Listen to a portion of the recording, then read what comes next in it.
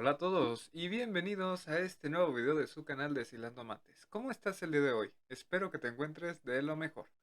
Bueno, ¿qué vamos a hacer el día de hoy, Emilio? Ahora, ¿con qué nos vas a salir? Bueno, el día de hoy vamos a querer atacar un miedo. Así es, estamos llegando a una etapa en la que nos vamos a empezar a enfrentar con nuestros propios miedos, ¿no? A lo que comúnmente y coloquialmente hoy día llaman esos demonios internos. No, no voy a hablar de psicología, evidentemente, no soy psicólogo, pero sí puedo hablar de uno de los temas en el que los alumnos se ven más intimidados en su preparación profesional. ¿Cuál tema, Emilio? A ver, te la vives hablando de cálculo y ya van varios videos de cálculo, así que tal vez no va por ahí. No, el día de hoy nos vamos a la álgebra lineal. Vamos a estar hablando de los espacios vectoriales. Como pudiste ver, ahí dice introducción.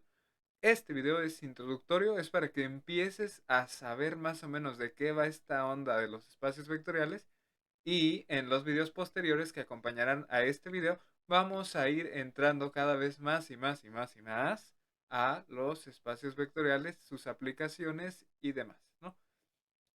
Como spoiler, te puedo decir que los espacios vectoriales son algo muy, muy, muy grande, muy importante y muy poderoso del álgebra lineal. Así es que por eso es importante que los entendamos y que comprendamos qué son, ¿no?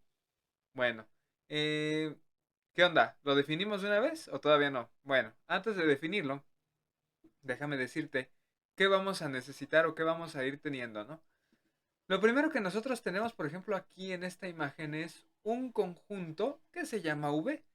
¿Por qué V? Bueno, pues porque le quise llamar V. Tú le puedes poner S, P, R, Carlos, ¿no? Emilio. Tú le pones como tú quieras, ¿no? Pero yo le puse una V. Fíjate que aquí lo tengo esquematizado como un circulito que adentro tiene a sus respectivos elementos, ¿no? Estos cuatro dinosaurios son elementos de el conjunto V. Ese conjunto yo también lo pude haber expresado de otra manera mediante la siguiente notación, aquella notación que implica el uso de llaves en donde internamente, separados por coma, se ubican los elementos, ¿verdad? Aquí tengo mis llaves, ok, separados por comas están los elementos y ese es también el mismo conjunto V, ¿no? Nada más lo tengo aquí dibujado con las llaves, no tengo una escritura un tanto formal, nada más para que te acuerdes que con las llaves también puedo representar un conjunto. ¿De qué están compuestos estos conjuntos, Emilio? Bueno, pues fíjate que este conjunto está compuesto de dinosaurios, ¿no? Yo puedo tener en realidad el conjunto que yo quiera. O sea, tú puedes tener un conjunto de utensilios de cocina, un conjunto de taquitos, un conjunto de pizzas, lo que tú quieras puedes tener en el conjunto, ¿no? Sin embargo, pues bueno, cada objeto va a tener una naturaleza, ¿no? Es decir, si yo tengo un conjunto de dinosaurios, bueno, no tiene necesariamente la misma naturaleza que un conjunto de pizzas, ¿no? Claro, porque a lo mejor en los dinosaurios yo digo, ah, bueno, es que estos dinosaurios en este conjunto, pues los tengo aquí porque son dinosaurios como tal. Y los de pizzas, pues las tengo porque son pizzas como tal. Y como cada uno de ellos tendrá sus propiedades, pues los voy a tratar de manera diferente. Entonces, por eso es muy importante tener en cuenta qué tipo de elementos voy a tener en el conjunto. Porque cada elemento, cada tipo de elemento tendrá su naturaleza, ¿verdad?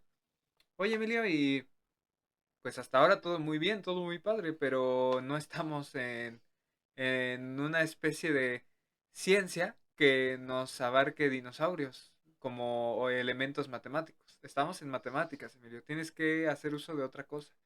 Sí, sí es cierto, ¿verdad? Discúlpame.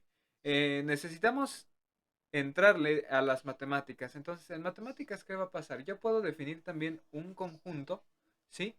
Pero ese conjunto ya no va a tener dinosaurios. Ese conjunto ya va a tener objetos matemáticos de cualquier naturaleza y por abstracta que sea. Pueden ser, ¿qué te gusta? Números, pueden ser funciones, pueden ser matrices o pueden ser las llamadas listas, ¿no? ¿Listas? Sí, una lista. ¿Qué es una lista, Emilio? ¿Qué es una lista?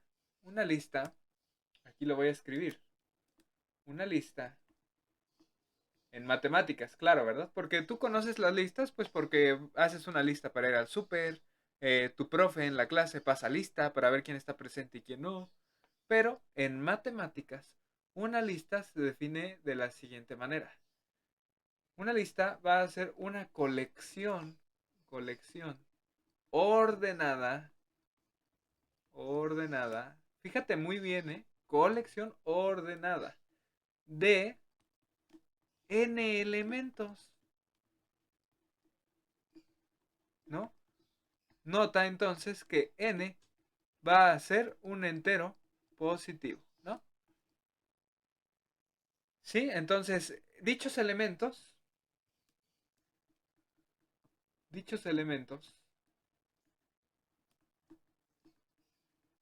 pueden ser, ¿qué puede ser? Pues cualquier objeto matemático, números, funciones, incluso otras listas, ¿no? O cualquier, ojo aquí, o cualquier entidad abstracta. Qué padre, ¿no? Abstracta. Por entidad abstracta, a lo mejor el nombre suena muy macabro, pero abstracto ya es desde que ponemos un número. Un número es una abstracción, ¿cierto? Entonces, puede ser un número, una matriz, o lo que tú quieras, ¿no? En realidad, no hay discriminación en ello. Entonces, listas. ¿Cómo las denotamos? ¿Cómo las escribimos, Emilio? Tú ya me dijiste que en los conjuntos pues se pueden expresar de esas maneras como vimos en los dinosaurios, ¿no? Y en las listas, bueno, pues mira, ejemplo de una lista. Mm, por ejemplo, si yo tengo una lista de n elementos, yo puedo escribir x1, x2, puntos suspensivos, hasta el último elemento xn. Esta es la forma de escribir una lista. Entre paréntesis, separados por comas los elementos, escribes los n elementos.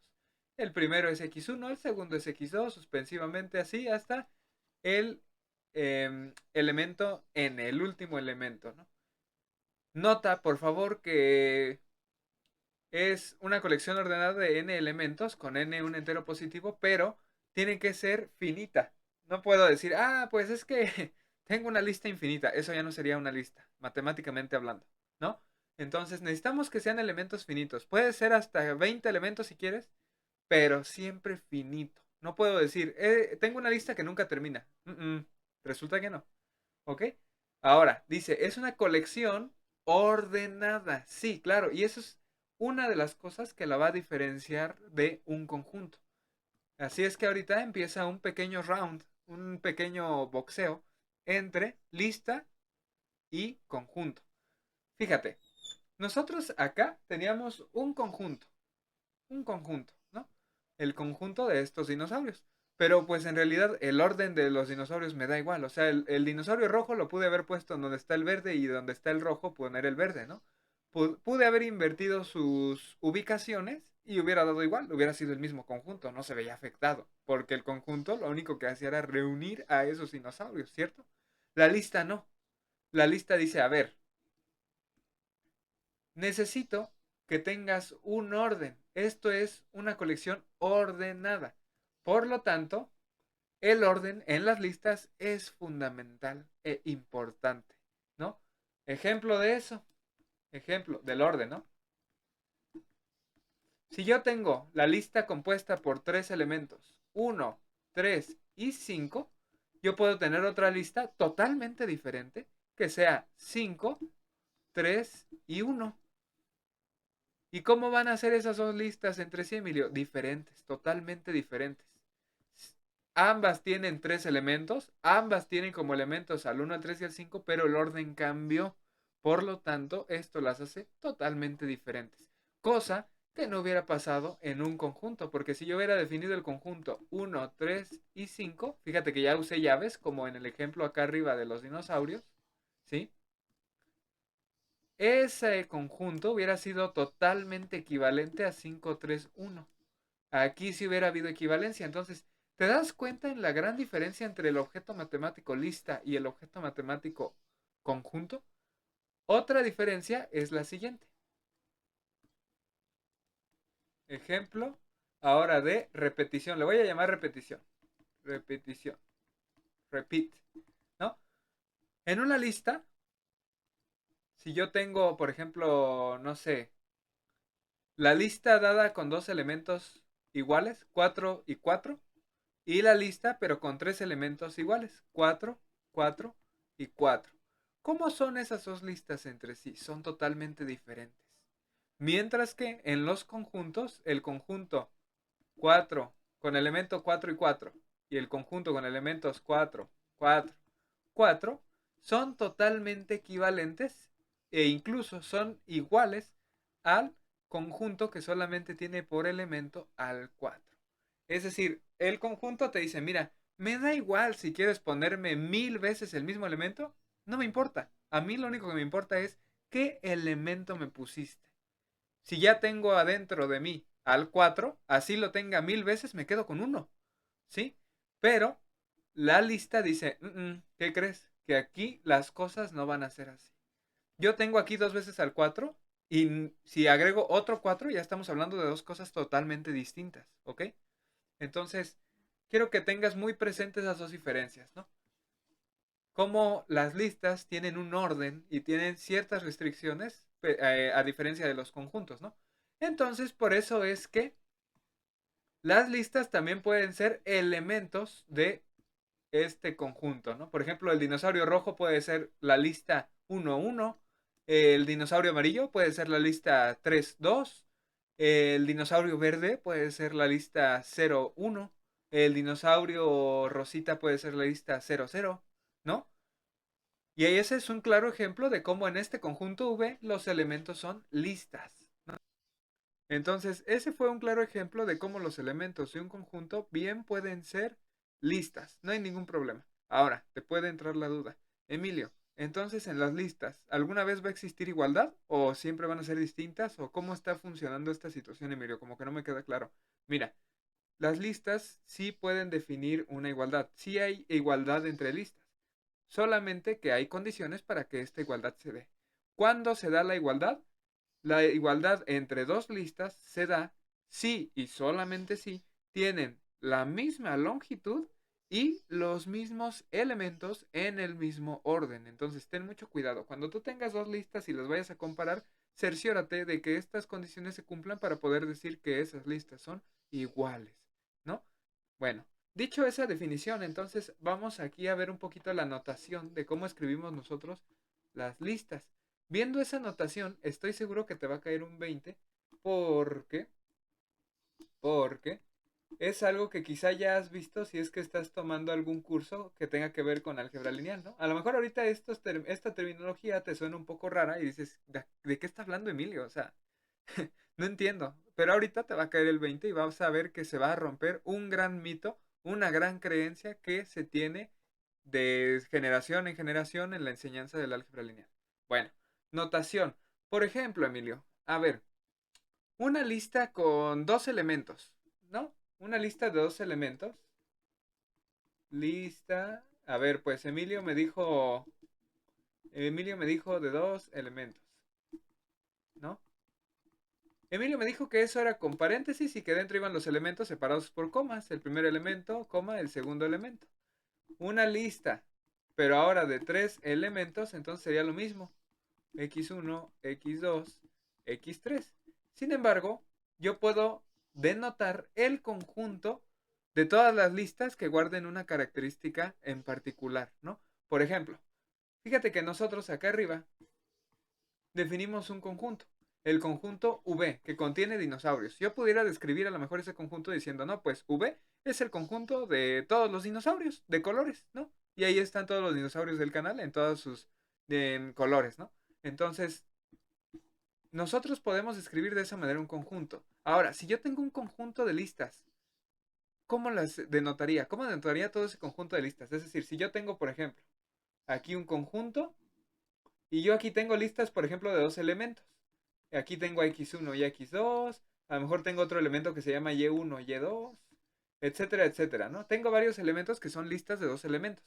¿Cómo denotaría? ¿Qué letra tendría que poner yo aquí para denotar todo ese conjunto de todas las listas de, de dos elementos? ¿Cómo denotamos el conjunto de las listas de dos elementos? Bueno, pues mira, me pregunto, conozco los elementos, pero ¿qué conozco de los elementos? O sea, ¿cómo son los elementos? ¿Qué naturaleza tienen los elementos? Arriba en el ejemplo vimos que esos elementos eran dinosaurios. ¿Aquí qué son? Estos elementos x1 y x2, ¿qué son? ¿Son números? ¿Son funciones? ¿Son matrices? ¿O de qué estás hablando? Ah, ok. ¿Son números? ¿Qué clase de números son? ¿En qué clasificación de números cae, no? Si son reales, entonces la notación que nosotros estamos buscando es la siguiente. La R de los números reales y 2, R2, ¿no? Ese superíndice 2 hace alusión a que son dos elementos. Entonces, esta R2, ¿cómo se leería? R2 es el conjunto de todas las listas de dos elementos que son números reales, ¿no? Si yo tengo el conjunto de listas, pero de tres elementos, x2 y x3, y acá tengo a lo mejor y1, y2, y3. Entonces, si esos elementos son números reales, yo los denotaría como R3. Es el conjunto de todas las listas de tres elementos que son números reales. Sin embargo, no me puedo quedar únicamente con los reales. Yo puedo decir, por ejemplo, bueno, pues si tengo el conjunto de todas las listas de dos elementos que son números complejos, Z1 y Z2, uy, ahí ando escribiendo un poquito mal, Z1 y Z2, bueno, pues entonces este sería el conjunto de todas las listas de dos elementos que son números complejos. Esa notación tú ya la has visto antes, ¿verdad? Entonces fíjate que ya te puede estar entonces cayendo el 20 de qué es lo que estamos hablando, ¿no? Ahora, ahora. Por comodidad, hay ciertos conjuntos de listas que son fácilmente representables gráficamente ante nuestros propios ojitos para entenderlo muy fácil. Por ejemplo, aquí ya va a empezar entonces un poquito la desilusión de lo que nos han venido enseñando, ¿no? Ejemplo, R2. R2, el conjunto de todas las listas de dos elementos que son números reales, es muy fácil de representar en cualquier lado porque lo único que necesitamos es un plano cartesiano, ¿no? Entonces tú lo que vas a hacer es que el eje de las abscisas, o sea, el eje X, sea tu primer elemento y el eje de las ordenadas sea tu segundo elemento y vas a poder representar cualquier elemento. Por ejemplo, si yo tengo la lista 1,2, bueno, pues entonces en x1 avanzo 1 y en x2 subo 2. Ubico un punto ahí y ahí tengo ubicado la lista, ubicada a la lista 1, 2, ¿no? Si nos queremos ver aún más prácticos, lo que se hace es asignarle un vector posición a ese punto, ¿no?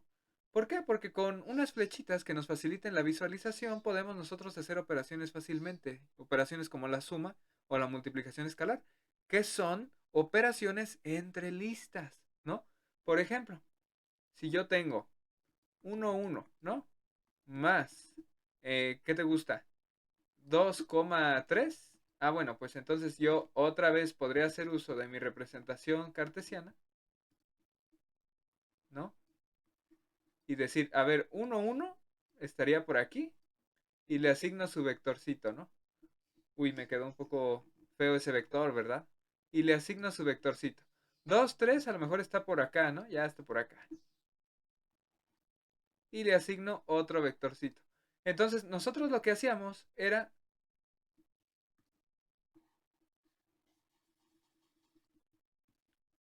Entonces, si tenemos, no sé, por ejemplo, 1, 1 más 2,2, ¿no? ¿Cómo haríamos eso? Bueno, pues resulta que tu profe te enseñaba a decirte, mira, dibuja sus vectores, 1, 1 está por aquí, ¿no? 2,2 a lo mejor está por acá.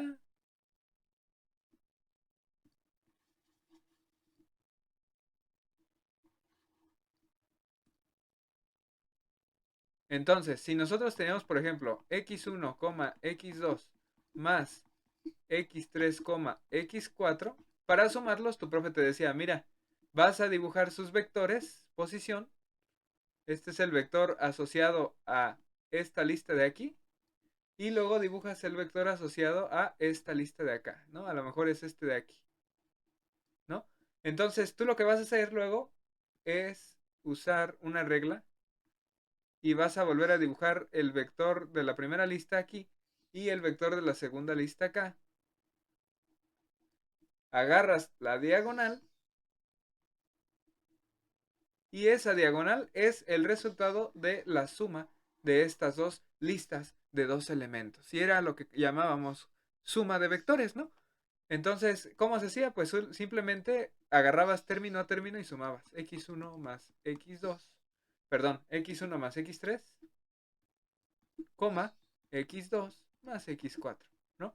Y esa era la definición de esta lista de dos elementos denotada con una flecha azul, ¿no? Ahí en el plano cartesiano.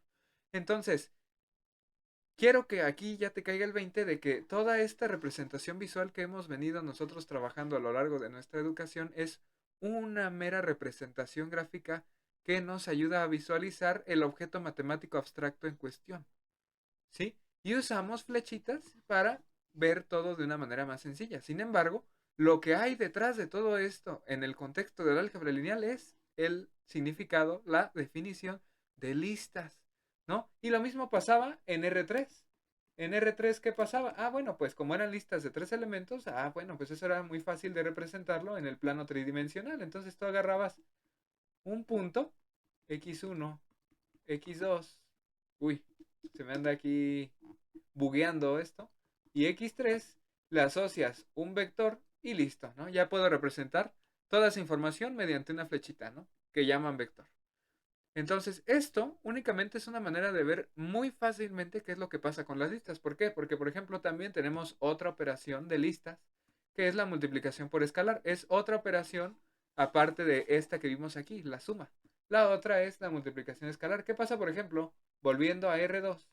Cuando yo multiplico por un medio a mi vector, por ejemplo, 1,1, ¿no?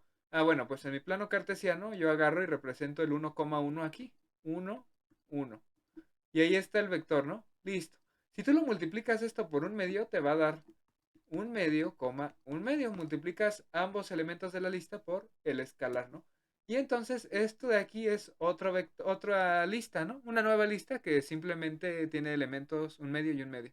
Pero gráficamente se ve que es un vector más cortito, una flechita más cortita, ¿no? Aquí en un medio, un medio. Y era lo que te decía, ¿no? Se comprime el vector cuando lo multiplicas por un escalar fraccionario y va a extenderse o alargarse cuando lo multiplicas a lo mejor por un entero, ¿no? Y ya luego venía que si tú lo multiplicas por un número negativo, cambia su sentido, etcétera. Entonces, fíjate que todo eso nosotros lo usamos para facilitar la comprensión. Pero la abstracción, el objeto matemático es el de lista, ¿no? Todo esto es para estudiar las listas. Entonces, quiero que a partir de ahora tengas muy presente eso, ¿no? Y claro que no estoy diciendo que esté mal usar esta representación visual, claro que no, al contrario, qué bueno. Está súper padre que puedas tener una clase en donde usen esta representación visual para que tú entiendas de la mejor manera el tema tan abstracto que es espacios vectoriales, ¿no? O sea, no hay ningún problema, yo no tengo ningún problema. Nada más que no quiero que surja la confusión de que digan, bueno, pues es que un vector nada más es una flecha y es que esto es esto y ya. No, todo viene a partir de la definición de espacio vectorial y de las listas, ¿no? Las listas como elemento de un conjunto, claro. Entonces, ahora sí, ya viste entonces que entre listas yo puedo hacer suma de listas, puedo hacer multiplicación por un escalar de listas, puedo hacer varias cosas, ¿no? Aquí tengo, por ejemplo, un ejemplo, valga la expresión, de cómo hago operaciones entre los elementos de mi conjunto V, ¿no? Que como habíamos dicho, bien pueden ser listas, ¿no? No hay ningún problema. En este caso son dinosaurios y, por ejemplo, yo definí una primera operación que hace el papel de suma. En realidad se requiere que sea una operación binaria, ¿no? Pero comúnmente se ve a la suma involucrada ahí. Por ejemplo, yo aquí defino a esta especie de suma. No es la suma de toda la vida porque obviamente la suma de dinosaurios no puede ser igual que la suma de números reales, ¿verdad? Entonces, en este caso, ¿qué hace la suma de dinosaurios? Es una operación que yo definí, que cumple ciertas propiedades. ¿Qué hace? Pues cuando le das tú dos elementos, lo que hace es darte otro dinosaurio de otro color.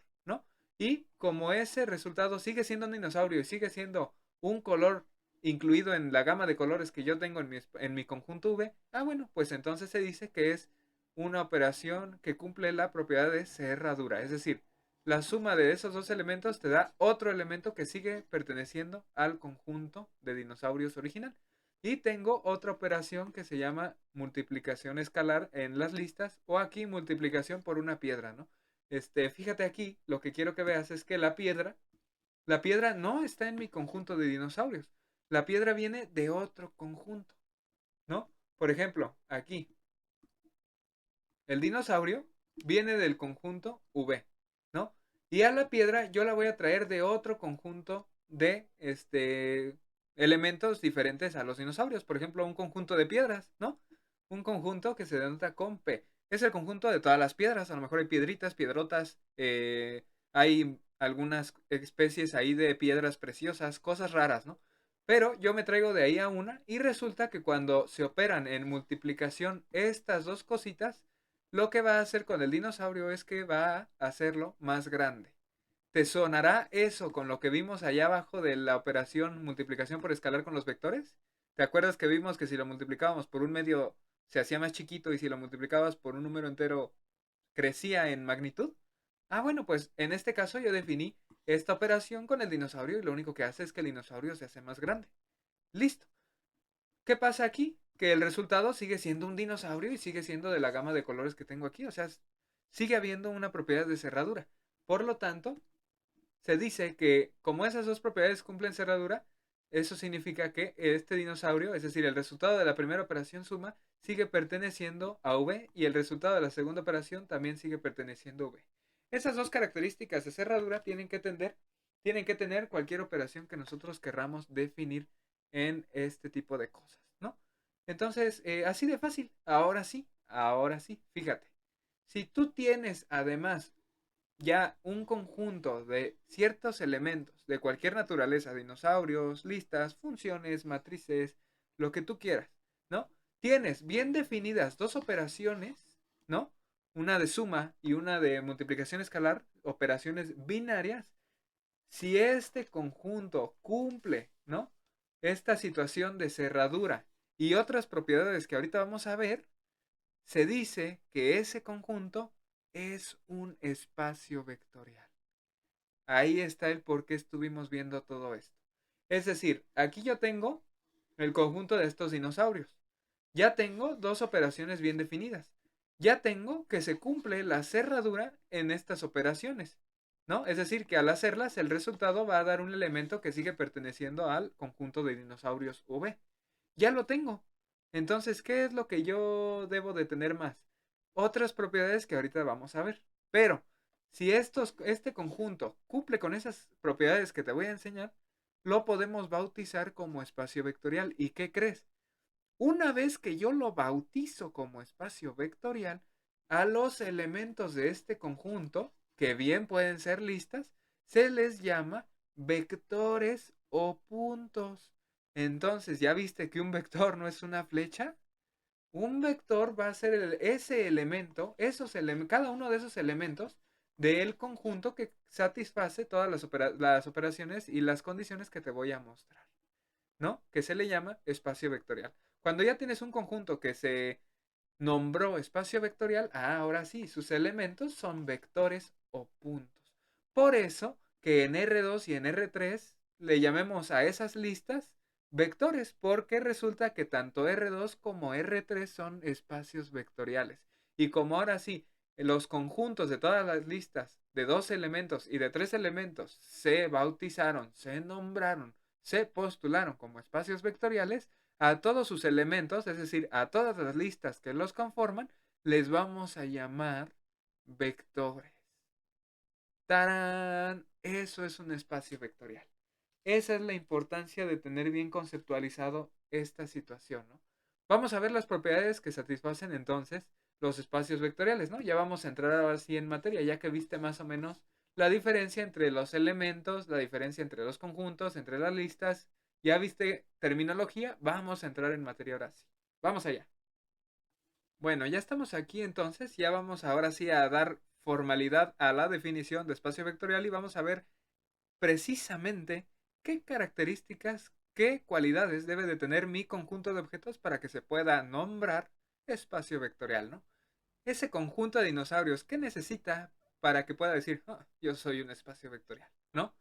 Entonces, la definición formal dice, mira, un espacio vectorial real, V, espacio vectorial real se refiere a que vamos a estar trabajando con elementos de naturaleza real, ¿no? Vamos a estar trabajando con cosas de, eh, a lo mejor de dominios reales, de naturaleza real, ¿no? Si voy a trabajar con listas, sus elementos van a ser números reales. Si voy a trabajar con funciones, son funciones reales de variable real. Si voy a trabajar con matrices, sus elementos son números reales, etcétera, etcétera, etcétera. ¿Ok? Bueno. Espacio vectorial real es un conjunto de objetos, ¿sí? Que se van a denominar vectores cuando tienes dos operaciones binarias llamadas suma y multiplicación por escalar, si satisfacen los 10 axiomas que te avientan aquí abajo, ¿no? Esto proviene de los libros, es más o menos como suele presentarse, nada más que, bueno, aquí ya estuvimos nosotros platicando más o menos qué onda con los conjuntos, qué onda con los tipos de elementos que puedo tener en el conjunto, diferencias, bla, bla. Entonces, ya vámonos directo a las propiedades, ¿no? Son 10, de las cuales las primeras 5 van enfocadas a la primera operación binaria que definimos, que era la suma, ¿no? Y las restantes van a la multiplicación escalar, que fue la que definimos acá. Entonces, vamos a ver de qué tratan muy brevemente, ¿no?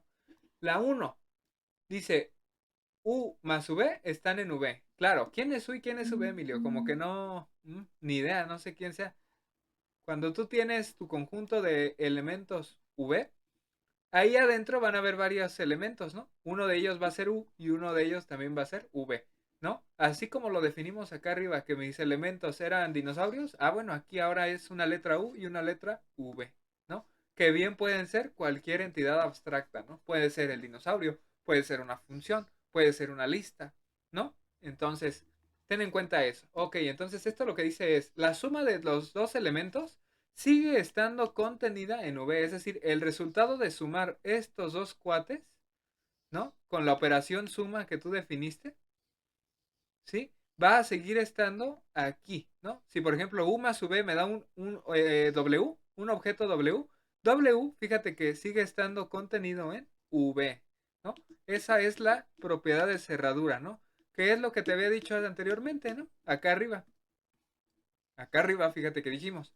Bueno, pues es que con esta operación suma que yo definí, a la hora en la que sumo estos dos dinosaurios, me da otro dinosaurio de distinto color, pero sigue estando aquí, en mi conjunto de dinosaurios. Esa es la analogía.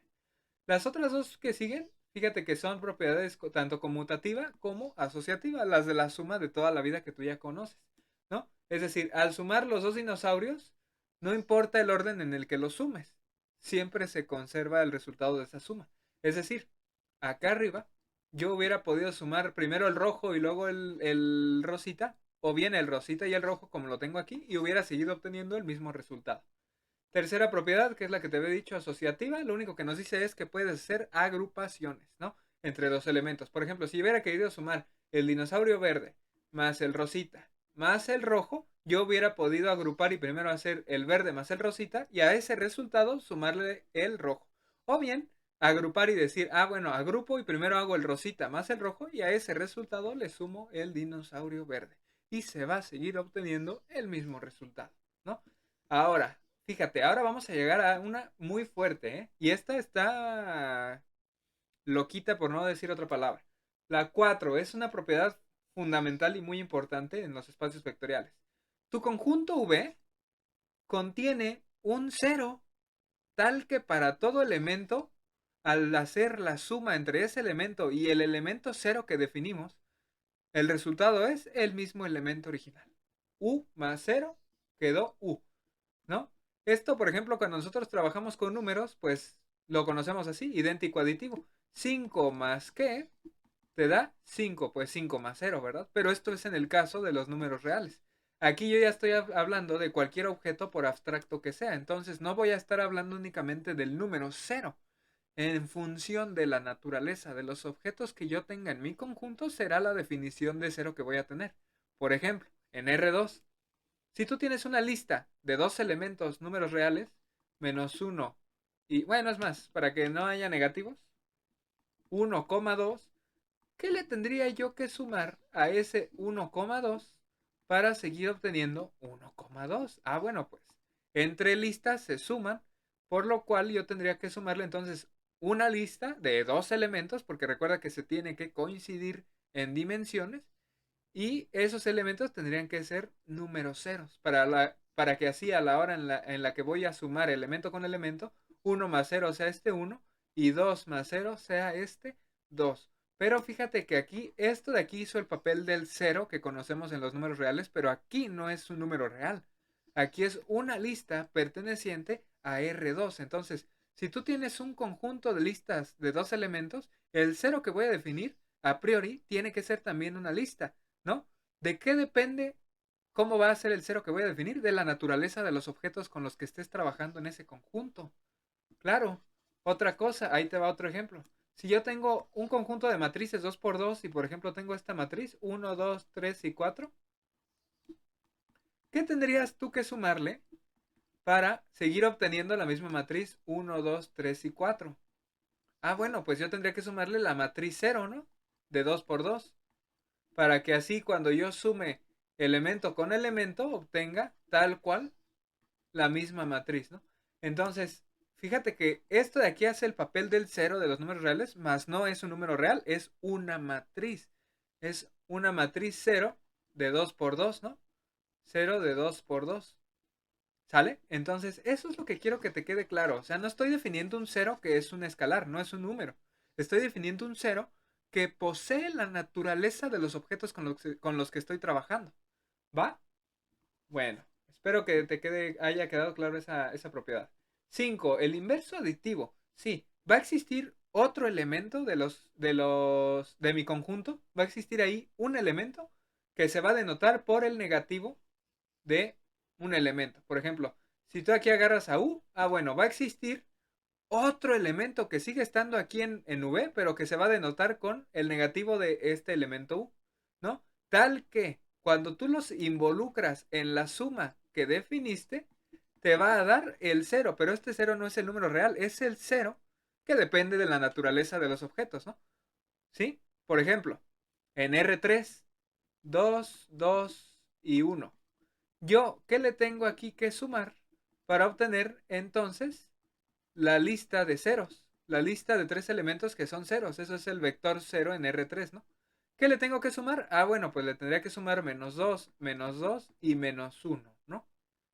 Entonces, este de aquí es mi elemento U y este de acá se denota con el negativo de ese elemento U.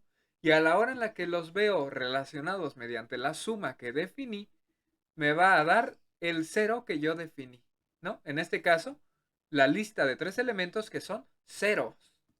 ¿Sale y vale? Eso es a lo que se refiere. Bueno, ok, seguimos entonces. Ya nos vamos a las cosas de multiplicación escalar. Fíjate que en multiplicación escalar, C es el escalar y U es el elemento de V. El resultado de multiplicar esos dos cuates mediante una multiplicación escalar sigue estando aquí en V. Eso ya lo vimos acá arriba, ¿te acuerdas? Dijimos que, por ejemplo, yo había definido esta multiplicación escalar en donde tenía un dinosaurio verde que pertenecía a V y lo multiplicaba por un elemento de otro conjunto. Ese otro conjunto es el conjunto P mayúscula, que es el conjunto de todas las piedras, ¿no? Y a la hora de verlos multiplicados escalarmente, me va a seguir dando un dinosaurio, ¿no? Y como sigue dándome un dinosaurio de color que sigue estando contenido en V, y por lo tanto se cumple la propiedad de cerradura de la multiplicación escalar. Es decir, a la hora en la que tú los multiplicas, no importa, el resultado sigue estando contenido en V. No te preocupes. Y eso yo creo que tú también ya lo has visto. Te voy a poner un ejemplo. Cuando tú multiplicas 1,2 es una lista de dos elementos que son números reales por un número real, 3, ¿qué te daba? 3 por 1, 3, 3 por 2 son 6. Esto sigue siendo una lista en R2, ¿verdad? Sigue siendo una lista de dos elementos que son números reales. Y fíjate que no importó que yo haya multiplicado escalarmente a una lista en R2 por un elemento que viene de otro conjunto. ¿De qué conjunto viene el número 3? Del conjunto de los números reales. Ah, entonces, Emilio, aquí en este ejemplo que me acabas de poner, R2 sería el dinosaurio, ¿no? El conjunto V, y R sería el conjunto de las piedras. El 3 sería esta piedrita en específico, así es. Ah, ya, ok, Emilio. Ah, no, pues así sí. Sí, así, así está más sencillo, ¿verdad? Las otras dos propiedades siguen siendo distributividad, nada más que por la izquierda y por la derecha. Esto quiere decir que cuando tú tienes una suma de dos elementos y lo multiplicas por un escalar, puedes repartir el escalar en cada uno de ellos y sumar los resultados, ya sea por la izquierda o por la derecha, ¿no?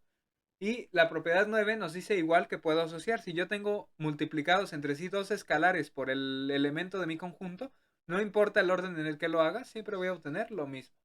Y fíjate que la 10 también es una propiedad importante que a veces se confunde. Idéntico escalar. Ojo, ahí está la clave. Este idéntico escalar sí tiene una diferencia respecto al idéntico aditivo. ¿Por qué? Porque en el idéntico aditivo nosotros definimos un vector cero, es decir, un cero que sigue teniendo la misma naturaleza de los elementos de mi conjunto, ¿no? Pero acá es idéntico escalar. Aquí sí es un número. Ejemplo, ¿por qué tienes que multiplicar tú a 3,1 para seguir obteniendo 3,1? Ah, pues por 1.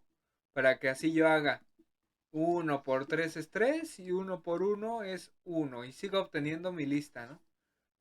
¿Sale? Este sí es un idéntico escalar. Es buscar un escalar que al multiplicarlo escalarmente con tu elemento, te siga dando el mismo elemento. Pero fíjate en las dos diferencias, ¿no? Aquí sí cambió el asunto. Este fue un escalar. ¿Sale y vale? Entonces, ¿cómo ves? Esas son las propiedades. Si tu conjunto de objetos cumple, cumple estas 10 propiedades, o sea, tú puedes definir el conjunto que te dé la gana, el conjunto de matrices, el conjunto de listas, pero a lo mejor solamente aquellas positivas. Tú puedes definir el conjunto de funciones continuas en un intervalo. Tú puedes definir el conjunto de funciones derivables en un intervalo. Tú puedes definir el conjunto de matrices diagonales, lo que quieras. No importa los abstractos que sean los elementos. Si tú demuestras de ese conjunto que tú propusiste que se cumplen en efecto estas 10 propiedades, entonces ese conjunto, amigo mío, será un espacio vectorial. ¡Wow! ¡Qué padre!, ¿no, Emilio? Un adelanto, tanto R2 como R3, es decir, tanto el conjunto de todas las listas de dos elementos que son números reales y el conjunto de todas las listas de tres elementos que son números reales son espacios vectoriales. Es decir, cumplen estas 10 propiedades que te enlisté, ¿no? Hay más espacios vectoriales importantes. Por ejemplo, ahorita uno que se me ocurre es el de las funciones continuas en un intervalo AB. Y eso es muy importante para los temas que se pueden ver. La transformada de Laplace existe gracias a los espacios vectoriales. Nada más con eso date una idea. Pero bueno, conforme vayamos avanzando en estos videos de espacios vectoriales, vamos a ir viendo ejemplos, vamos a hacer demostraciones y vamos a ver las aplicaciones. Espero que te haya gustado este video, que te encuentres muy bien. Te mando un abrazo, déjame cualquier duda o sugerencia en los comentarios. Te invito a que comentes, a que nos saludes. El dinosaurio tiene ganas de saludarte.